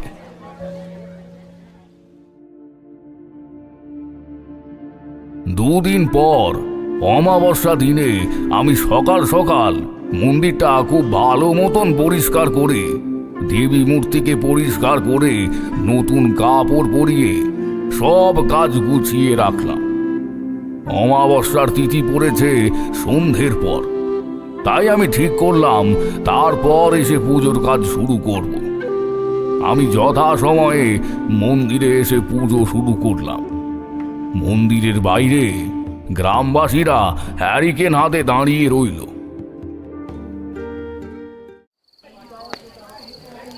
আমি দেবীর আরাধনা শুরু করি। ওম হ্রিং শ্রীং কালিকে নমঃ, ওম হ্রিং শ্রীং ক্রিং কালিকে নমঃ। বিভিন্ন বলাদি আর আতপ চাল দিয়ে দেবীর নৈবেদ্য সাজিয়ে তা দেবীর সামনে রাখি। 108টা জবা ফুল দিয়ে গাঁথা মালা আমি দেবীকে পরিয়ে দিই। নতুন বস্ত্রে, অলংকারে, টাটকা ফুলের মালায় দেবীর মূর্তি ভারী মিষ্টি লাগছিল। হ্যাঁ, এখন তোমরা বলবে যে আমি মায়ের মুখের কথা না বলে কেন দেবী মূর্তি বললাম। আমি এই কারণেই মায়ের মুখের কথা বললাম না, কারণ সব কিছু সুন্দর করে সাজানোর পরও কেমন যেন মা কালীর মুখ ফ্যাকাশে লাগছিল। মুখের সেই ঔজ্জ্বল্য কোথাও যেন খালি মনে হচ্ছিল। তারপরও আমি মন দিয়ে নিষ্ঠাভাবে সমস্ত বিধি অনুযায়ী যজ্ঞ করে দেবীর পুজো শেষ করি। তারপর পুজোর শান্তির জল নিয়ে আমি মন্দিরের বাইরে দাঁড়িয়ে থাকা গ্রামবাসীর ওপর ছিটিয়ে দিই। দেবীর চরণামৃত নেওয়ার সময় নরেন্দ্রবাবু বললেন, বাবা তারানাথ, এবার সব ঠিক হয়ে যাবে তো? হ্যাঁ, আমার ছেলেটা বেঁচে যাবে তো বাবা? হ্যাঁ, বেঁচে যাবে তো? আমার মনে তখনও সংশয়ের কাঁটা অনবরত খোঁচা মেরে যাচ্ছে। আমি শুধু তাকে বললাম, আপনি নিশ্চিন্তে থাকুন, আমি আপনাদের গ্রামের সমস্যা না মিটিয়ে যাব না। তারপর আমি নরেন্দ্রবাবুর সাথে তার বাড়ি ফিরে যাই। মন্দির থেকে বাড়ি ফেরা পর্যন্ত আমরা দুইজন সম্পূর্ণ চুপ ছিলাম। বাড়ি ফিরে আমি খাওয়া দাওয়া সেরে উঠোনে রাখা খাটিয়াতে শুয়ে পড়লাম। সেই দিন রাতে ঘুম আসলো বড়ই আশ্চর্যভাবে। আমি খাটিয়াতে মাথা রাখার সাথে সাথেই সব অন্ধকার। আমি ঘুমিয়ে পড়েছিলাম। সেই রাতে আমি স্বপ্নে দেখি মা কালী এক বাচ্চার রূপ নিয়ে এসেছেন আমার স্বপ্নে। ভারী সুন্দর সেই রূপ, গায়ের রং কালো, চোখগুলো টানা টানা, নাকে সোনার নথ, মাথা ভর্তি কোকড়ানো চুল আর সিঁথিতে সিঁদুর। পরনে সেই শাড়িটা যেটা আমি দেবী মূর্তিকে পরিয়েছিলাম, গলায় জবা ফুলের মালা, হাতে পায়ে আলতা পরা। তার দেহের মধ্যে দিয়ে এক উজ্জ্বল আলোর আভা চারিদিকে বিচ্ছুরিত হচ্ছে। সেই মেয়ে আমায় বলে, তারানাথ, আমি তোর পুজোতে বড়ই সন্তুষ্ট হয়েছি। তুই কি চাস বল, আমি তোর ইচ্ছে পূরণ করব। আমি হাঁটু গেড়ে বসে নিজের 2 হাত জড়ো করে বললাম, মা, আমি নিজের জন্য কিচ্ছু চাই না। তুমি দয়া করে এই গ্রামের মানুষের ওপর থেকে তোমার দেওয়া অভিশাপ তুলে নাও মা। এদের অজান্তে হওয়া ভুল তুমি ক্ষমা করো মা। এদের রক্ষা করো মা। আমার কথা শুনে দেবীর মুখ ছোট হয়ে এলো। তিনি বললেন, আমার কোনোই অভিশাপ নেই এই গ্রামে। আমি তো গ্রামবাসীদের খুব ভালোবাসি। আমি দেবীর কথা শুনে চমকে গেলাম। বললাম, অভিশাপ নেই? তাহলে এই অকাল মৃত্যুর খেলা কেন নেমে এসেছে এই গ্রামের মানুষের উপর মা? দেবী বললেন, আমায় এই গ্রাম থেকে দূরে সরিয়ে রাখা হয়েছে। এই গ্রামকে বেঁধে রাখা হয়েছে যাতে কোনো শুভ শক্তি এই গ্রামে প্রবেশ করতে না পারে। তাই জন্যই তো এসব হচ্ছে। আমি দেবীকে মিনতি করে বললাম, মা দয়া করো, তুমি আমায় বলো আমি কি করে এসব ঠিক করতে পারবো। আমায় পথ দেখাও মা। আমার কথায় দেবী শুধু বললেন, ওই জঙ্গলে যা, সেখানেই তোর প্রশ্নের সব উত্তর পেয়ে যাবি। এইটুকু বলে দেবী অদৃশ্য হয়ে গেলেন। আমি চিৎকার করতে থাকলাম,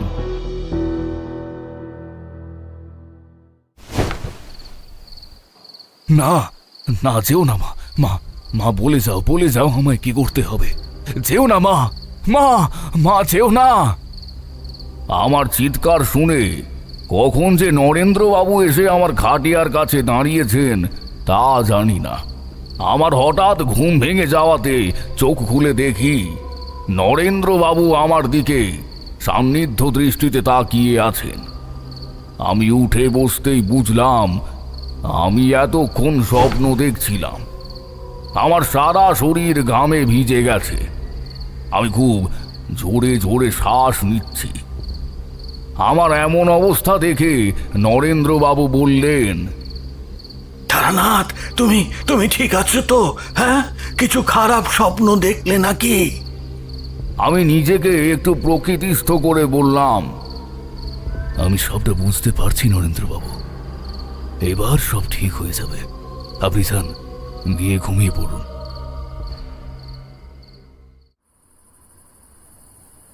ঠাকুরমশাই কাশলেন। এই বলে আমি খাটিয়াতে পাশ ফিরে শুয়ে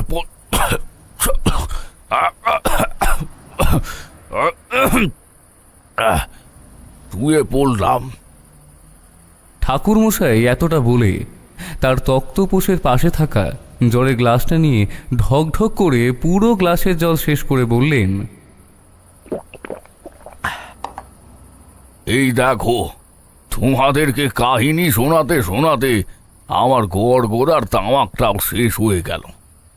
তোমরা কিছু সময় অপেক্ষা করো, আমি আর একবার তামাক সেজে আনি, বুঝলে? এই বলে ঠাকুরমশাই বেরিয়ে গেলেন ঘর থেকে। ঠাকুরমশাই প্রতিবারই এমন করেন। শুধু যে নিজের জন্য তামাক সাজবেন তা নয়, এই সময়টা তিনি আমাদের দেন ধূমপান করতে। আমরাও এই সময় ঘরের বাইরে গিয়ে চট করে একটা সিগারেট ধরিয়ে নিই, এই আর কি। মিনিট 10 পর ঠাকুরমশাই ঘরে এসে বসলেন।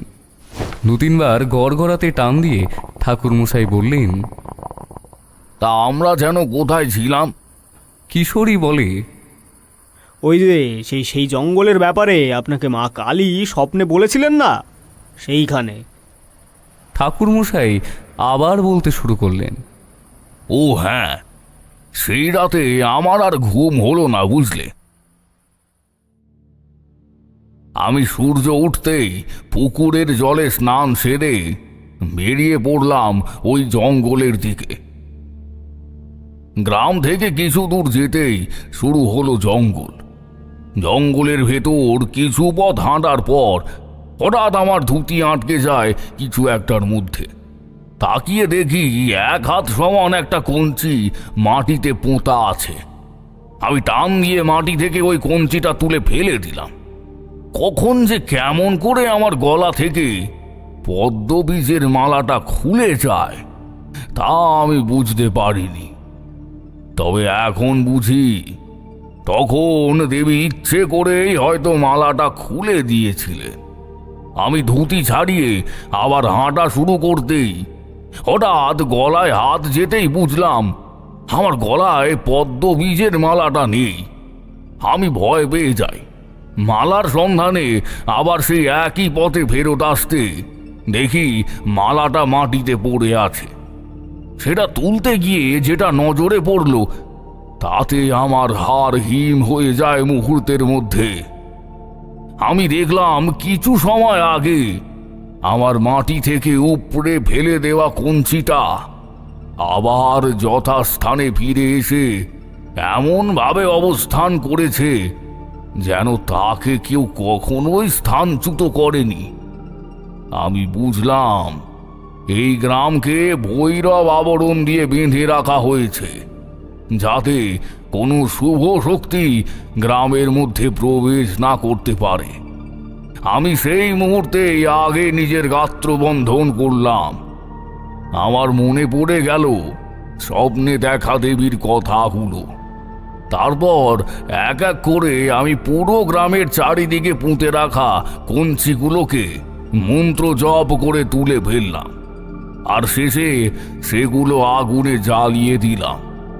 এই কাজ যেমন সময় সাপেক্ষ তেমনই খাটনির। কঞ্চি তুলতে তুলতে কখন যে ভোর থেকে বিকেল গড়িয়ে গেছে তা টেরও পাইনি। আমি নরেন্দ্রবাবুর বাড়িতে ফিরে এলাম।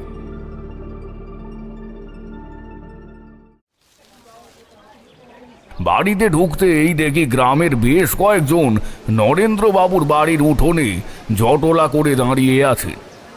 আমি তাদের উদ্দেশ্যে জিজ্ঞেস করলাম, দেখি আপনারা সবাই এমনভাবে জটলা করে আছেন কেন? সব ঠিক আছে তো? আমার আওয়াজ পেয়ে সবাই বিস্মিত মুখে ফ্যাল ফ্যাল করে চেয়ে রইলেন। আমার মনে অমঙ্গলের ঘণ্টাটা বেজে উঠল। আমি লোকজনের ভিড় ঠেলে ভিতরে এগিয়ে যেতেই দেখি নরেন্দ্রবাবু হাত পা ছড়িয়ে মাটিতে বসে আছেন, আর তার সামনে শুয়ে রাখা আছে একটি মৃতদেহ। হ্যাঁ, তোমরা ঠিকই শুনছ, মৃতদেহ। আর এই মৃতদেহটি হল নরেন্দ্রবাবুর ছোট ছেলের। বৃদ্ধ নরেন্দ্রবাবু আমায় দেখে শুধু তাকিয়ে রইলেন আমার দিকে। তিনি বাকরুদ্ধ হয়েছেন, তবে তার চোখ দুটো সব বলে দিচ্ছিল। আমি বুঝতে পারছিলাম তার চোখে ছিল অনেক প্রশ্ন, হতাশা, আমায় বিশ্বাস করার পর বিশ্বাস ভেঙে যাওয়ার কষ্ট। সব মিলিয়ে তিনি শুধু চেয়ে রইলেন আমার দিকে। আমি কিছু বলতেই যাব, এমন সময় গ্রামের এক ছোকরা বলে উঠল, এই যে ঠাকুর, আপনার ভণ্ডামি আমাদের গ্রামে আর চলবে না, ঠিক আছে? আপনি তো বলেছিলেন যে সব ঠিক করে দেবেন, তাই তো? আর তাই তো আমরা মন্দির খুলিয়েছিলাম, কিন্তু কি হলো এখন? দেখুন, নরেন্দ্র কাকার ছেলেটা আজকে দুপুরেই ঘুমের মধ্যে মারা গেল। আপনি এবার দয়া করে চলে যান এখান থেকে, ঠিক আছে? যান যান, চলে যান বলছি, অনেক হয়েছে, আর নয়।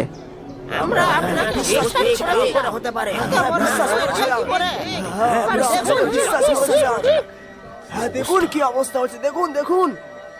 আমি বুঝলাম গ্রামের মানুষ বিশ্বাস হারিয়েছে আমার উপর।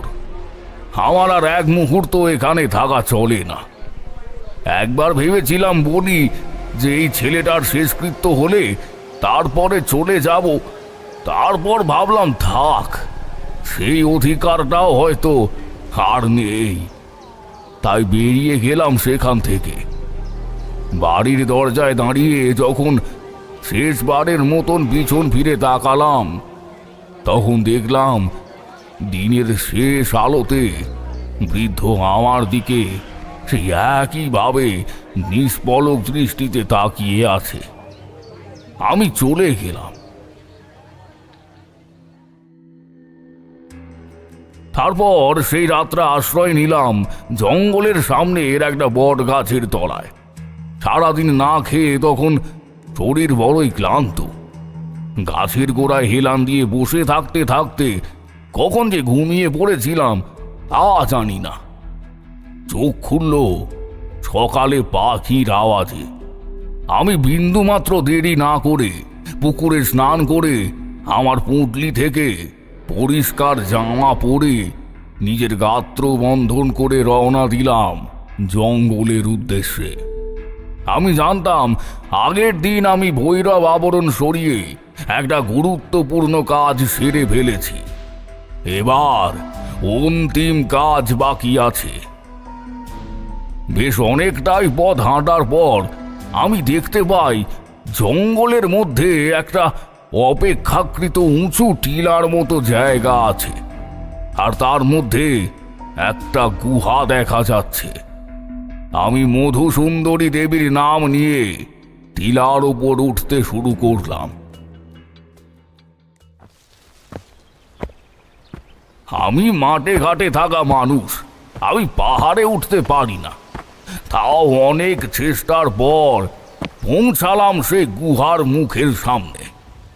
আমি গুহার বাইরে থেকেই শুনতে পাচ্ছিলাম, ওং হ্রিং ক্লিং ফট সাহা, ওং হ্রিং ক্লিং ফট সাহা। ভিতরে কোনো একজন কিছু মন্ত্র জপ করছে। কি মন্ত্র তা আমি জানি না, কখনো এর আগে আমি এরকম মন্ত্র শুনিনি। ভেতরে প্রবেশ করতেই দেখলাম এক কাপালিক তার সামনে যজ্ঞকুণ্ড তৈরি করে তাতে যজ্ঞ করছে। তার সামনে আছে এক প্রকাণ্ড মূর্তি, এই মূর্তিরই আরাধনা করছে সে। তবে সেটা কিসের মূর্তি দেখে চিনতে পারলাম না। কোনো এক দেবী মূর্তি, যার 5টা মাথা, মাথায় মুকুটের জায়গায় আছে মানুষের হাড় সারি সারি সাজানো, আর তার মাঝের মাথার কপালে একটা বড় সাদা পাথর চকচক করছে। 4টে হাত, এক একটা হাতে এক একটা জিনিস। একটা মা কালীর মতো খাড়া, আর একটায় বাটি, একটা হাতে ঝুলছে সাপ, আস্ত মরা সাপ, আর সে সাথে অভয় মুদ্রাতে আছে। কাপালিক হঠাৎ করে একটা ছোট খরগোশ কেটে তার রক্ত একটা পিতলের মালসায় নিয়ে সেটা দেবীর হাতে থাকা বাটিতে ঢেলে দিয়ে এসে আবার নিজের স্বস্থানে বসে বলে, দেবী, তুই এই নে আমার আজকের ভেট, প্রসাদ গ্রহণ কর। আমি এতদিনে মোট 30 জনকে হত্যা করেছি, আর 3 জনকে হত্যা করতে পারলেই আমি অমর হয়ে যাব। কাপালিক এতটা বলে হা হা করে এক পৈশাচিক হাসি হাসতে শুরু করে। কাপালিক আবার তার মন্ত্র পড়তে শুরু করলো। আমি কি করব আর কি করব না ভাবতে ভাবতেই কোথা থেকে যেন একটা চামচিকে এসে আমার গায়ে বসতেই আমি ভয়ে আর্তনাদ করে উঠি, আর আমার কাঁধ থেকে আমার ঝোলাটা মাটিতে পড়ে যায়।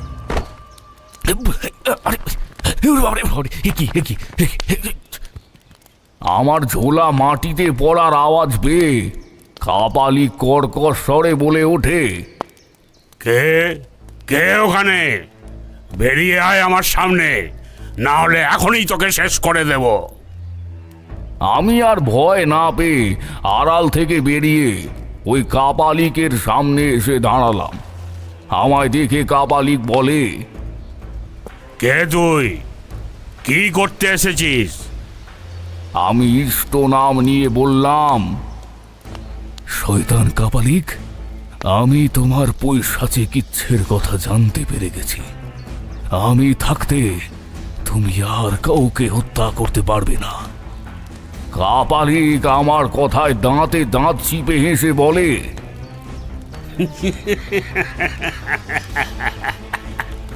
তবে রে বেটা, তোর এত সাহস যে তুই আমাকে আটকাবি?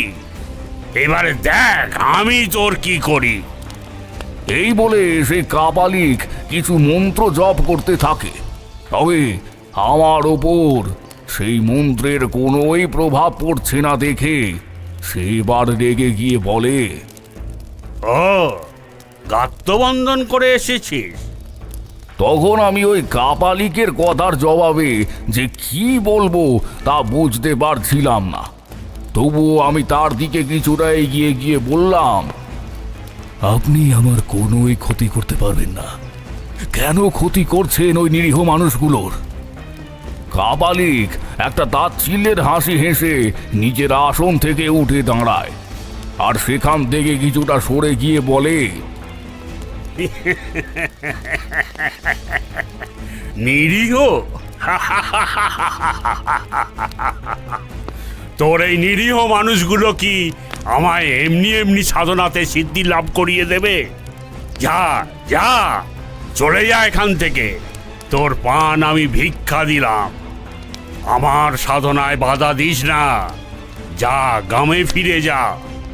আর ওই তুচ্ছ মানুষগুলোকে গিয়ে বল আনন্দ করতে তাদের প্রাণ আমার সিদ্ধির কাজে লেগেছে। কাপালিক কথাগুলো বলতে বলতে যখন নিজের জায়গা থেকে সরে যায়, তখন আমার নজর পড়ে আর এক দেবী মূর্তি, লোহার পুরনো জং ধরা শিকল দিয়ে বাঁধা, যা ওই বড় মূর্তির পিছন দিকে একটু রাখা ছিল। আর কাপালিকের দেহের আকারে তা সম্পূর্ণ আমার চোখের থেকে আড়াল হয়েছিল এতক্ষণ। দেবী মূর্তিটা অপেক্ষাকৃত অনেকটাই ছোট। দেবীর সারা দেহ ধাতুর তৈরি হলুদ বর্ণের, কোমরের লজ্জাবস্ত্র হিসেবে পাতা পরিধান করা, গলায় তার মোটা হাড় ঝুলছে। দেবীর 3টে মাথা, 3টে চোখ আর 6টি হাত আছে। তার মধ্যে একটিতে বজ্র, একটিতে তীর, একটিতে ধনুক, একটিতে পাতার, অন্যটিতে ফুলগুচ্ছ আছে। দেবীর প্রধান বাম হাতে সামনের দিকে প্রসারিত হয়ে তর্জনী নির্দেশ করছে। দেবীর মাথার চুলগুলো কেমন যেন এঁকে বেঁকে মাথার চারিদিকে প্রসারিত হয়ে আছে, ঠিক যেন মাথার উপর দিয়ে অজস্র সাপ ফনা তুলে কিলবিল করছে। এই মূর্তিটা দেখে আমার হঠাৎ মনে পড়ে গেল, আমি সাধনাকালে পঞ্চম একাদশ শতাব্দীর একটি সাধনা তন্ত্রের পুঁথিতে লেখা হেবজ্রতন্ত্রের মধ্যে এই দেবীর উল্লেখ রয়েছে। দশম ও একাদশ শতাব্দীতে বেশ কিছু পাথরের ভাস্কর্যে এবং কিছু ব্রোঞ্জের মূর্তির মধ্যে এই দেবীর রূপ নিদর্শন করা আছে। গ্রন্থে বর্ণিত রয়েছে দেবী অত্যন্ত শান্তিপ্রিয় এবং রোগ নিরাময়কারী। এই দেবীকে সবাই দুরারোগ্য ব্যাধির হাত থেকে মুক্তি পাওয়ার জন্য পুজো করে থাকে। দেবীর নাম পর্ণশবরী। সে যাই হোক, বাকিটা শোনো। আমি তখন বুঝতে পারলাম দেবীকে ওই কাপালিক মন্ত্রপুত শিকলের মধ্যে আবদ্ধ করে রেখেছে, যাতে দেবী ওই কাপালিকের সাধনা নষ্ট না করে দেয়। তখন আমি বুঝে গেছি এই বিপদ থেকে আমায় আর এই গ্রামবাসীদের শুধুমাত্র দেবী পর্ণশবরী রক্ষা করতে পারে। আমি জানতাম ওই কাপালিকের জ্ঞানত অবস্থায় আমি দেবীর আরাধনা করতে পারবো না। তাই আমি একটা বুধু করলাম। আমি ওই কাপালিককে গিয়ে বললাম, দয়া করে আপনি এসব বন্ধ করে দিন। আমি আপনার সামনে হাত জোর করছি। আমার কথায় সে এক পৈশাচিক অট্টহাস্যি করে বলে উঠল,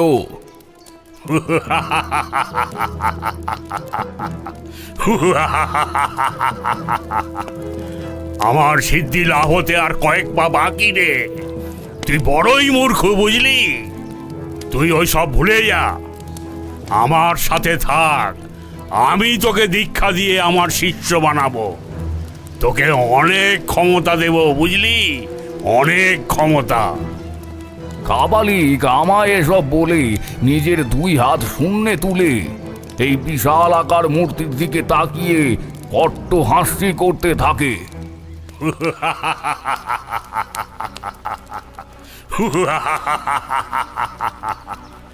আমি সুযোগ বুঝে আমার পুঁটলি থেকে একটা পিতলের ঘটি বের করে দিলাম সজোরে তার মাথায় বাড়ি। আর কাপালিক একবার মাথায় হাত দিয়ে করে আর্তনাদ করে মাটিতে লুটিয়ে পড়ল। আমি আমার কাজ শুরু করলাম। দেবী পর্ণশবরীর মূর্তিকে সামনে এনে শিকলের বাঁধর মুক্ত করলাম। তারপর ত্রিভুজ, চতুর্ভুজ আর গোলাকৃতি চিহ্ন দিয়ে দেবীর আরাধনার যন্ত্র তৈরি করলাম। তারপর আমি মন্ত্র জপ করতে থাকি। মন্ত্র জপে শেষের দিকে ওই কাপালিক জ্ঞান ফিরে পেয়ে রাগে গজ গজ করতে করতে আমায় বলে, তোর এত সাহস, তুই আমায় আঘাত করলি? এই বলে যখনই ওই কাপালিক সেই বিশাল আকৃতি মূর্তির হাত থেকে খাড়াটা নিয়ে আমার দিকে ছুটে এসে নিজের হাত তুলেছে আমায় মারার জন্য, তখনই চারিদিক এক সাদা আলোক রশ্মিতে ভরে গেল। সেই রশ্মির তেজ এতটাই যে আমি চোখ মেলে তাকাতেই পারলাম না। আর নাকে এলো মধুর মতো মিষ্টি এক ফুলের গন্ধ। আমি বুঝলাম আমার সারা গায়ের পশম দাঁড়িয়ে গেছে, শরীরে মৃদু কম্পন অনুভব করছি। আমি আস্তে আস্তে বললাম, সে এসে গেছে। ওই কাপালিক বোধ হয় এতক্ষণে একটু হলেও ভয় পেয়েছিল। তার গলার আওয়াজ সেটাই স্পষ্ট করছিল। সে বলে, এ কি হলো? এত আলো এলো কেমন করে? আর এটা কিসের গন্ধ? এই গুহাতে তো ফুল নেই, তাহলে কিসের গন্ধ এটা? এই বলে কাপালিক উদ্ভ্রান্তের মতো চিৎকার করতে থাকে আর এদিক ওদিক ছুটতে থাকে। যখন চারদিক থেকে সেই সাদা আলোর পরিবেশের সাথে বিলীন হতে থাকে, তখন আমি দেখলাম আমার সামনে পড়ে আছে একটা বড় লোহার তীর। আলো কমে যাওয়ায় ওই কাপালিক আর এক মুহূর্ত অপেক্ষা না করে সোজা ছুটে আসে আমার দিকে।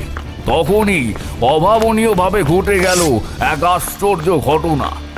কাপালিককে নিজের দিকে আসতে দেখে আমি তীরটা হাতে নিতেই ওই কাপালিক কেমন করে যেন হোঁচট খেয়ে হুমড়ি খেয়ে পড়ে আমার দিকে।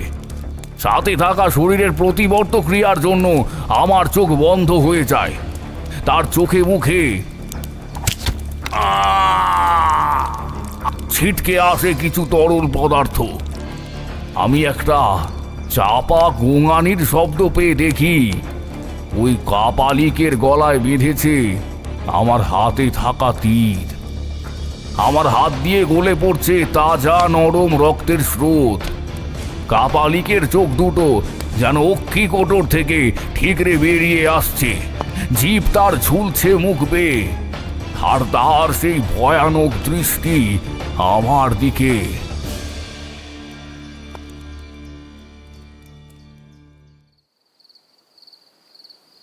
সে এক বিভীষিকাময় মুহূর্ত ছিল।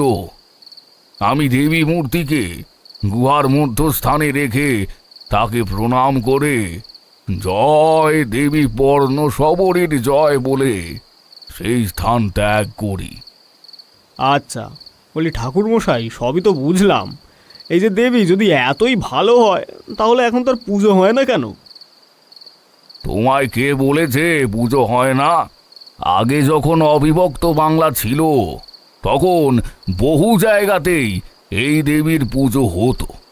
কিন্তু যেহেতু এটি তন্ত্র এবং বৌদ্ধ মতের দেবী, তাই বেশি কেউ এই দেবীর পুজো করতে পারত না। সেই কারণেই রোগ মুক্তির জন্য আজকাল দেবী শীতলার পুজো করা হয়। বুঝলে কিশোরী? হ্যাঁ, বুঝলাম। আর ঠিক আছে, তবে আর চলি। হ্যাঁ, পরে আবার আর একদিন আসবো আপনার গল্প শুনতে। আমি ঠাকুরমশাইকে প্রণাম জানিয়ে উঠে পড়লাম। আমরা ঘর থেকে বেরোতে বেরোতে শুনলাম ঠাকুরমশাই বলছেন, এই জন্যই তোমাদের কিছু বলতে চাই না। বিশ্বাস করো না, কিন্তু ঠিক চলে আসো আমার কাছে কাহিনী শুনতে। যত সব।